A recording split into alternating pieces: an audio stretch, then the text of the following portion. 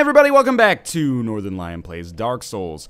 We have a couple options here. Obviously, people are probably itching for me to talk to this NPC, but I think what I should actually do first, or what I'm actually going to do, what I should do is another matter altogether. But we're going to go back to Heide's Ruin, and there is a second boss that we can fight in the Heide's Tower of Flame area. So I think we'll go take care of that, because I really enjoy the boss fights in the game, and No Man's Wharf is annoying, and the area that comes after No Man's Wharf, even if No Man's Wharf isn't annoying, the area that comes after No Man's Wharf is difficult. That's not to say that, you know, as in Dark Souls 1, you don't necessarily need to be level X to beat anything, but it would be better for us in all likelihood if I was a little bit stronger than I currently am by the time that I get there. So maybe taking out this boss will be good for us. You'll like it, I promise. Even if I end up dying once or twice, which is not out of the question, the boss that we are going to encounter is a fan favorite, shall we say. Oh, we actually got the Old Knight Greatsword there.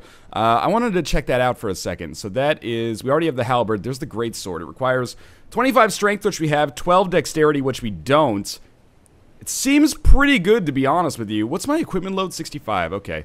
It seems pretty good. We may actually use that later on, but for now, it's not a #1 priority, but it is something that I guess I'll keep my eye on for the future. Because I always assume, you know, it's not like these guys are necessarily the equivalent of the Black Knights in Dark Souls, but obviously the Black Knight weapons were among the most popular ones, depending on what kind of build you were running in Dark Souls 1. So I don't know, whenever I see Knight in an item, I'm always like, okay, pay attention to that later. That could end up being important. And we should get some souls here, and we could use those souls, obviously, to level up if we need to. And we may not need to, but we may need to. So I may, I hate to do this, and I know I say I hate to do this, but then I keep doing it every single time. But for real, it's really easy to just lion strat this area. And by lion strat, I, of course, mean you pretty much just sprint through the whole thing and then get to the fog wall and fight the boss. But seriously, like, with these guys taking as long to take out as they do... Oh, that was kind of stupid of me. We do only have... Oh, that was really bad. We do only have a 95% block shield, which is actually... more than most people will probably have by this point in the game, unless they know what they're getting themselves into. I can't remember if he does a second attack on that one. But anyway, what I'm trying to get at is I don't really want to use Estus, if possible, because I want to save it all for this boss fight. But yeah, there's no way that I could reasonably fight like 3 of these guys and feel okay about the way that that's going. 3 of them at the same time, I should say. Now, when these guys come out here, that was weird camera targeting. I think I'll probably just sprint by them. And I know that that's cheesy as heck, but it ain't easy being cheesy. And, except in this location, or this opportunity where it's actually much, much easier to be cheesy than it is to be, you know, adept, adequate at the game, skilled. Again, I know that I'm recording these before the game comes out. But I can already guarantee you that there's going to be a lot of people who are really displeased with the way that I do kind of quote-unquote lion strat things. But I think even more than in Dark Souls 1, it's actually a viable tactic. And I don't consider basically anything in Dark Souls and Dark Souls 2 to be cheesy. I just consider it to be a necessity. And it's something that's definitely a viable strat for us to... you know, just pretty much go to town on these enemies when we have to, and when we don't have to, just run away. You know, survival is a good tactic. Always. So, after killing this enemy, the switch will rise up from the ground. We may have to actually fight this guy as well. And that's the other thing is, you know, when it goes well, running away goes really well. You don't have to worry about anything. When it goes badly, you have to fight 7 enemies at once, probably in a corner somewhere. So, it's not without its repercussions, and oftentimes I end up being killed because of my own idiocy, one could say. So we're gonna lower this, and this will open up the door to another boss fight. And after we finish that boss fight, which, you know, we may or may not do on our first attempt here, we will have the opportunity to join a covenant. So I'm just gonna see if maybe I have some resin or something like that. I don't need it, but it might be helpful for this fight. I'm gonna equip my Radiant Life Gem. We don't seem to have really anything that augments a weapon, so that's fine. Okay. We're just gonna go fight the boss then, and, you know, we're okay with the amount of armor that we have on right now, I'd say. This is basically what I'm wearing in my off-camera character that is substantially further into the game. So we got Old Radiant Life Gem. We can put that on our quick bar as well. Wouldn't be the worst thing in the world to have as many life gems as possible, just to make sure we don't have to come back here later. I mean, as soon as you use life gems, you're basically saying, like, this is my chance to beat the boss. So we might as well have as many as possible. We got a Ring of Binding and 5 Humanity. That's very important. The Ring of Binding is super useful because, what's the other ring we have? Ring of Restoration, so that's HP, but the Ring of Binding limits HP reduction when you're hollow, which means that as you die, you don't get nearly as much max HP reduction as you do when you're not wearing the ring. So it's important to have, especially if you're dying a lot. So we're going up against a boss that I'm assuming many people that are watching this video are going to be familiar with, and I'm actually a little bit, I wouldn't say concerned, but I'm wary about this boss fight, and the reason for that is, first off, obviously, Ornstein, real pain in the butt in Dark Souls 1, but he did have his partner with him back then. And it's almost an easier boss fight than a lot of the ones in Dark Souls 2, because you just remember the patterns that Ornstein has, and then you take him out. And I don't know if this is Ornstein or in the lore, maybe it's another Dragon Slayer or something like that. But, also, when I fought him in my off-camera play, I was like 40 levels ahead of where I am right now. He's a relatively easy boss, but all that being considered, it's still a little bit harrowing because I was doing like triple the damage that I'm doing right now when I fought him the last time. And I can't remember if like, oh, that's bad. Well, not terrible, I guess. I can't remember if like every other boss fight in Dark Souls 2, he has like a 50% marker where he then becomes stronger. That's very much a hallmark of the bosses in this game, for better and for worse, I would say. I should be more patient with this boss fight, and instead of doing 2 attacks, only do 1 attack when I get the opportunity. But there's a trade-off to both of those, obviously. I apologize if all the circle strafing is making you dizzy, by the way, but this is, you know, this is how you fight, or how I fight bosses in Dark Souls 2 anyway. Alright, so he's below the 50% mark. I guess we'll see if he has anything more to offer here. But as of right now, pretty easy fight, but a cool callback to Dark Souls 1 regardless. He was staggered for a minute, and usually when enemies get staggered, that's when they start to become stronger. But sometimes it's just indicative of them being damaged. So I'm just going to heal up a little bit when I have a second. Oh, snap! Ornstein, no! Oh, man. Alright, that's disappointing. That boss fight was going so well up until that very moment.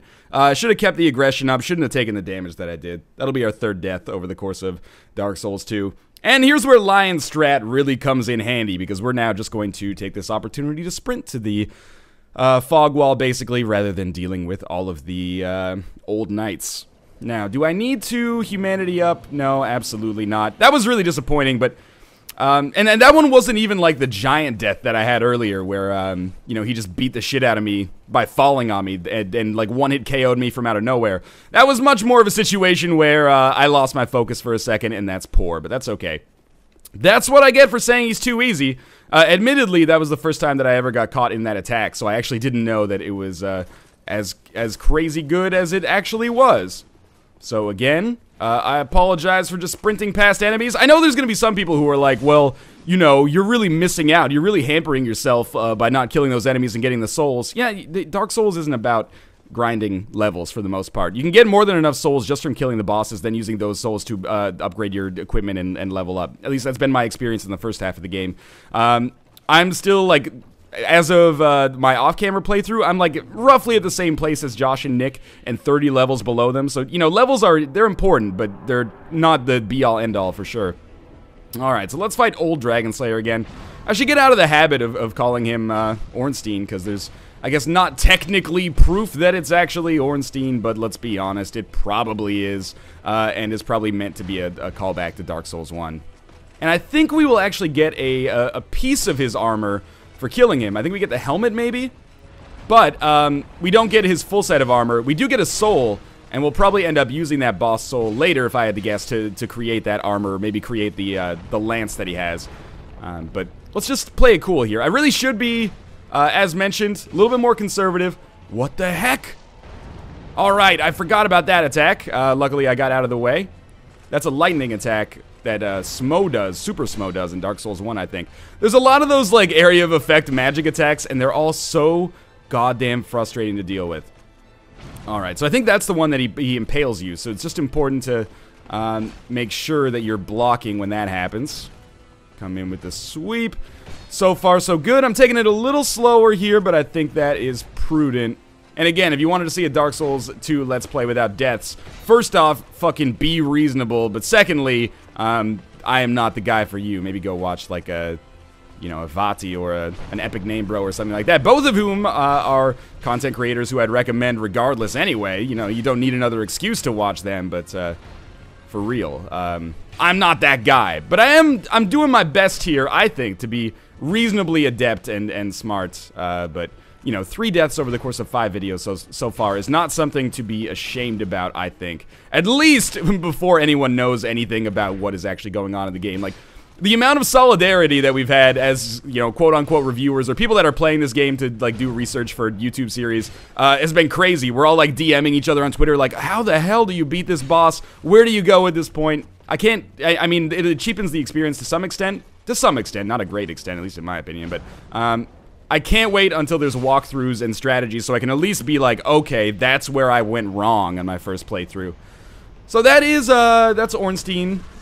Or, well, he gives us the Leo ring, so I'm assuming it's actually meant to be Ornstein, and we'll equip that because we have 4 ring slots in Dark Souls 2, and that strengthens thrust weapon counterattacks, which I'm guessing is probably never going to be useful for me. We did get a soul from him as well, but let's come down here. I believe there is an item or like a shortcut down here. There's this is such a sprawling game that to some extent I have a hard time remembering. Oh, there's a bonfire down here. Okay, kind of reminds me of that bonfire in Anne Orlando. Like, there's another bonfire fairly close to this one in Heide's Tower, but Dark Souls 2 has a huge prevalence of bonfires relative to the original, I would say.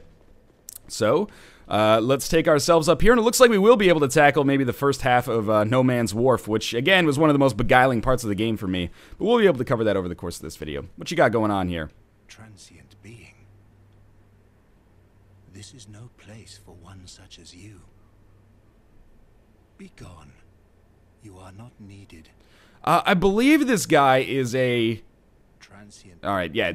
You would never make a Knight of the Blue. I have nothing more to say. I believe this guy is one of the Covenant NPCs, because he's talking about, you know, Knights of the Blue.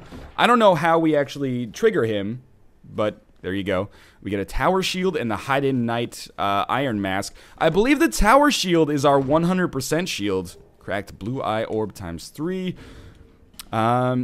Is the Tower Shield? It is. So this blocks 100% of our physical damage. It doesn't block nearly as much magic damage or lightning damage, but it's compensated by that for fire and for physical. So now we finally have that 100% block shield. This is the shield that in my off-camera game I'm still using to this day, like 30 hours into the game. So we'll probably be sticking with this one for a while. I don't know if shields eventually get better than this, but for now this is pretty good. Now this is something that maybe should be edited out, but we're gonna go back to Majula and just level up a little bit. Now I have I've seen some information, even though we're still pre-embargo here. I've seen some information trickle out through various sources that you know, the ideal build for Dark Souls 2, and again, this maybe is going to be a little bit spoilery, but you're 5 episodes into a Let's Play, so I'm assuming that you're okay with spoilers to some extent. The ideal build is not what I'm going for. It's not like, you know, strength, vigor, and vitality, and endurance. The ideal setup, apparently, seems to be, I just need to, like, refresh my memory with the name of it. Seems to be adaptability. Was it adaptability or attention? I think it's attention, which increases your agility? Wait a minute, give me a second here. Maybe, okay, it is adaptability, which increases your agility as time goes on, as you can see, and increases your poise. So, that's a strategy that I see a lot of people using online. Not on the servers in this game are not yet, but I've seen them talking about it online. So I think adaptability is kind of like, that's going to be the go-to stat to pump in this game because it increases the speed of your roll. I think the invincibility frames of your roll go up and your poise goes up as well, so that's important. But for now, 30 strength is basically where I want to cap out, and I think we're going to put some more points into vigor. We can level up, you know, many times here, and we'll put some more into endurance, and maybe, yeah, that's good for now. I'm fine with our current equipment load. I could wear this armor for a long time. But I just wanted to see if maybe we could upgrade our axe a little bit more. Now, it might not be the best thing to invest Titanite into, but we'll see. We have nothing to repair, but it's just important to keep an eye on that. Why can't we upgrade our axe? We need 3 more Titanite shards. Do you have more Titanite shards to buy? Yes. Well, let's just buy 3 for now, so we still have enough money to reinforce the weapon as well. We might be able to do it one more time. We need 1,000, and we would need to buy... Oh, we need large Titanite shards, which we don't have. So that's okay. I'm all right with that. Our weapon has been upgraded again. Now we have a shield with 100% physical defense, and we've killed a boss. That's a fairly productive little bit that we've done here, I think. So I'm going to travel, and we're going to go to No Man's Wharf. And that was a nice, brief 15-minute respite while I mentally prepare myself for what is probably the hardest early game area, I think. Yeah, you'll see. This is the point of the game where I think I talked about this a little bit, but if you're not familiar, in Dark Souls, if you die a lot, there's like anti-farming techniques. So the game will basically despawn enemies so you can't just farm them, but it might also be to make it easier, and I died so many times here that like 90% of the enemies on the bottom floor despawned. I don't know you, and you don't know me. Things are better that way. Alright, so this is, I'm gonna wait to hear the pronunciation of our name, because she's a recurring character. Normally, people keep a safe distance when they see this mask. But you... I'm called Lucatiel. Lucatiel, okay. I hate to, again, spoil the lore, but I'm going to talk to her, basically, until she stops having... Okay, good. That's the end of her unique dialogue. And the reason I talk to her is because she will actually become an AI summon that we can use for a while. On many fights. Now, AI summons in the game have not been particularly strong for me, but maybe we'll see an exception there. So we're in No Man's Wharf. This kind of reminds me of, like, it kind of feels like the Dark Souls of, or sorry, the Blight Town of Dark Souls 2 so far. Now, let's just go through a quick inventory here of what we've got going on. We got a dude that shoots fire arrows at us. That's really annoying. In addition, the fire arrows are bad. They're not the worst, though. Oh my god. Okay, that's the worst. No, the worst is that there are people who throw oil drums at you, or, you know, oil bombs, basically, and if you're oiled and someone hits you with a fire arrow, you explode. This is also exceptionally bad if you're oiled and then you light a torch because you forget that you're oiled, and, you know, torches, this is one of the few areas in the game that I've actually found them being, like, basically essential. You can find yourself in a bad place, basically. You'll just explode, and, I'm not pleased with the way that I just fell through the ground there, but that's okay. Nobody makes the first jump. That'll be death number 4 in Dark Souls 2. And, you know, I'm not going to do a death counter here because that's just overkill. But hopefully I don't die too much more through the stuff that I've already done, if that makes sense. Mind you, by this point, when I actually played through off camera, I probably had somewhere in the vicinity of like 70 deaths, so I don't feel too bad about it in the whole scheme of things. I also had way less Estus by this point when I played through it off camera, so I'm in a much better position, I think.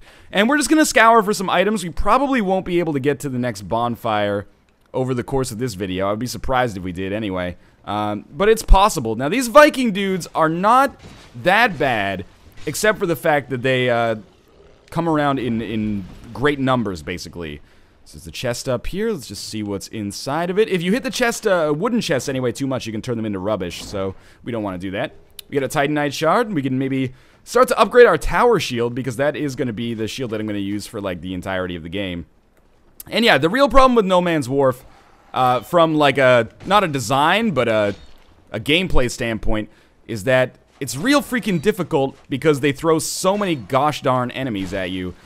This is really the first major challenge of the game, I think. And it is possible to lion strat your way through this just by just sprinting, but it's very difficult when you have as many enemies as there are, because if you make one misstep, well, that's pretty much the end of your chance, basically. I apologize if it's really dark on the screen right now, too. I'll try to remind myself to lighten it up in, quote-unquote, post-production, whatever kind of post-production I do, anyway. Because this game, I've already got the brightness in-game cranked to basically maximum, but here we go. We got 3 enemies here. This is a really annoying part of the experience. There might be a better way to handle this than I'm not seeing right now. That's not it, though. Alright, so just hang back a little bit. I'm oiled now. It is possible to unoil yourself, which is pretty important, as you might expect. The way we do it is just by running into the water. The visual indication of being oily is not necessarily great. You know, you just basically look on yourself and see if you have shiny, dark legs. It's okay, we've used 1 Estus, which is actually not terrible compared to where we would expect to be at here. So please tell me I'm not oily anymore and I won't just explode when I use this. Let's get the item first. We need those torches because they're going to really help us out against some enemies that we're going to come across here that are a new kind of enemy. Didn't explode, that's positive. So we got these weird hand monsters. The only good thing about them is that their weakness is very, very obvious. Don't extinguish the torch. Don't extinguish the torch. There we go. Their weakness is very, very obvious. They hate light. So if you can bring a torch to them, then you can do very well for yourself. The downside, as you may or may not expect, is that if you use your torch and you get hit by one of those oil drums, you pretty much just explode. So it's a constant trade-off, shall we say. Now, there are some items up there. We'll go get those in a second. But first things first, we're going to sneak into this area over here. And I should be able to accomplish one major thing before the end of the episode if I don't die. So this step is just basically run out, aggro these guys. This is like, it's a very classic Dark Souls area to handle because you get patterns for actually kiting the enemies. And I'm not very successful at lion stratting the area, at least until everybody has been despawned. But once everybody's despawned, as you might expect, it's pretty easy to just sprint. But until that time, less lucky. So we have the poison dogs from lower on Deadburg. Please aggro me. There we go. And one at a time makes this very easy. Another enemy in here. If they don't attack, you can pretty much just, you know, combo them in one hit, which is nice, of course. And I think we're out of enemies, but I'm wary because I can't tell if I'm oily. I think my feet are just wet. Let's see, is there an item in here? There's a way up in here, but I don't think this is actually the way that I want to go. Just a window, just some scenery, you know? I don't think I'm oily, but just to be sure. I think oily is like the new salty, if you ask me. We should say like, oh, I'm not salty, I'm oily. That's when you're like, you're just dripping the salt. I know salt is not just, you know, solid oil, but anyway. I can get those items. I think the way that we do it is we would just go right here and then like roll off the side, but I don't want to deal with those ding-dongs just yet. So, we're just gonna instead pick up this torch, and this is where things are gonna move kind of fast. We're gonna lion strat our way through this area, because there's like 28 hand monsters up here, and you might think that, you know, oh, we killed one with light, it's so easy. But they actually get braver, it seems. The more they get exposed to the light, they actually get a little bit braver. We got emit force there, which I'll probably never end up using. So, like, there's an NPC in that area, but fuck it. Mostly, I just want to get the hell out of the way because we will eventually be able to take them out very, very easily and actually explore that area, but we need to use an item that actually illuminates all of No Man's Wharf, which I don't think I have in my inventory yet, but even if I did, the switch to put that item in is a little bit further away. So we actually come up here, and I'm excited because this is basically the first marker of progress in this area. So, by ringing this bell, hopefully we're not being chased right now, by ringing this bell, that is going to call the ship here into our area. You can see it's going to activate with those, like, ghost lanterns. And No Man's Wharf is kind of unique in, well, this is the lantern, by the way, that illuminates the whole area eventually. But No Man's Wharf is kind of unique in the sense that there's no boss fight. It's kind of just like a transitory area. And it was a pretty quick one, as you can see. But I'm guessing that many of you will probably not, your experience, shall we say, will probably be more akin to my experience the first time I played through it, rather than my experience right now, having died here, you know, dozens of times. Probably multiple dozens of times. So what we have to do is get to the boat, and there's a lot of hand monsters around, so we have to be very cautious about that. And people are going to be a little bit perturbed by this, but it's, again, an area where lion stratting, I think, is very important. Oh, you know what? There actually is a boss fight right here that I totally forgot about. So, lion stratting is actually pretty important, but this is like a first shortcut in many ways that we opened up. So, there are some pirates on this boat, but I am just going to say, F you pirates, get out of the freaking way, and we should have a boss fight down here, like a fog wall that carries us into, yeah. Alright, so it's going to be another boss fight over the course of this episode, which I did not expect. I actually forgot that this boss was here. Flexile Sentry was a very easy boss for me. I don't think I ever died to it when I was actually playing off camera, so I expect this is going to be another easy one. And, you know, there will be more inventive boss design and, you know, boss strategies that are required in Dark Souls, but Flexile Sentry very much kind of hews to that, get close, hold your shield up, and then when combos are done, do an attack of your own. Basically, as long as you maintain your composure, you stand a very good chance of succeeding, as long as your equipment is up to snuff as well. So, I can't remember if Flexile Sentry actually gets a little bit trickier as time goes on. Obviously, my stamina management has been pretty poor here. Art imitates life. That's okay. So they were wounded for a second there, which is good news for me. More than half dead. I should point out that, you know, not only is this the second time that I fought them, but I'm also way stronger now than I was the first time that I fought them. Alright, that was really stupid of me. Again, bad stamina management contributes to me nearly dying. But we do have a chance to Estus. And we got a decent number of Estus left, so I don't feel too concerned about things. Probably another 6 or 7 hits and Flexile Sentry will be dead. One thing you should be noticing by this point is that Dark Souls 2 has way more bosses than Dark Souls 1. We seriously are... If we're fighting 2 an episode, you know, that's a ton. That's a huge concentration of bosses. Mind you, I am also, like, the areas leading up to the bosses, not only have I done them before, so it makes them seem shorter, but I just run through a lot of them. At least I run through what's capable of being ran through. So, there we go. Finally, he has decided to do an attack. Probably 3 attacks away from the end. It's still important to maintain composure and not let your stamina get completely mismanaged. There we go. Flexile Sentry has been killed. We will get the Flexile Sentry Soul, I believe, and we'll also get the hell out of here. Because otherwise, those pirates are going to start chasing me. I can't remember. Is this the right way? This is the right way. Okay. So we'll climb up the ladder, and we should have a bonfire soon. This episode's kind of getting a little up there in terms of its length. But we'll examine the astrolabe, if you will. And this will carry us to a new area, kind of like, you know, being in Sen's Fortress and getting the dragons to carry you away to the next area. Now, mind you, there are still like 9 pirates aboard this ship. There are 9, you know, Vikings in traditional well, not traditional, but in the popular garb of cultural representations of Vikings. Because Vikings did not actually wear horned helmets. Many people already know this, but seriously, why would you ever have a helmet with horns on it? Your opponent could just grab that and then, like, pull you to the ground and chop your freaking face off. That would be the dumbest decision of all time. Unless it was just like a display of, oh, check out my prominence, you know? I can put a big handle on my armor and still beat you. Anyway, that's No Man's Wharf. Beating it on the second try. It's the first try if you don't count just falling through the ground and, like, drowning forever. That'll take us to the Lost Bastille, I believe, which is this. Oh, don't do that. All we've got to do now is get to the darn bonfire, and I'll be okay. And I might actually take some off-camera opportunity to head back to Majula and upgrade the tower shield. But first things first, let's just look around for items. This is a very sprawling area that has a multitude of bosses in it. At least 2 very important bosses exist in the Lost Bastille. There's also an extremely important NPC, and a lot of useful items to find. But Pink Beard continues to just basically go ham on the game. I'm feeling pretty good about the way the progress is happening so far. And through one of these gates will be the place where I want to go. Oh, maybe not through the gate, actually. This is the Lost Bastille, but maybe I should just look for items inside of these cells. It's basically, it's a prison. The Bastille is a prison, or a fort, if you will.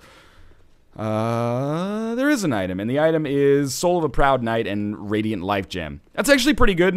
Might not seem like it's fantastic, but it's very useful. And some of these cells, or one of these cells, is going to have a bonfire in it. There we go. Alright, so that is going to do it for this episode. Again, I hope you guys are enjoying the series. If you are, make sure to quantify your support by leaving a like. It helps out a great deal. And of course, subscribe if you want to see more Dark Souls 2 on your homepage constantly over the next few months, or the next month at least. But again, as always, thanks for watching. I genuinely hope you enjoyed the episode, and I will see you next time.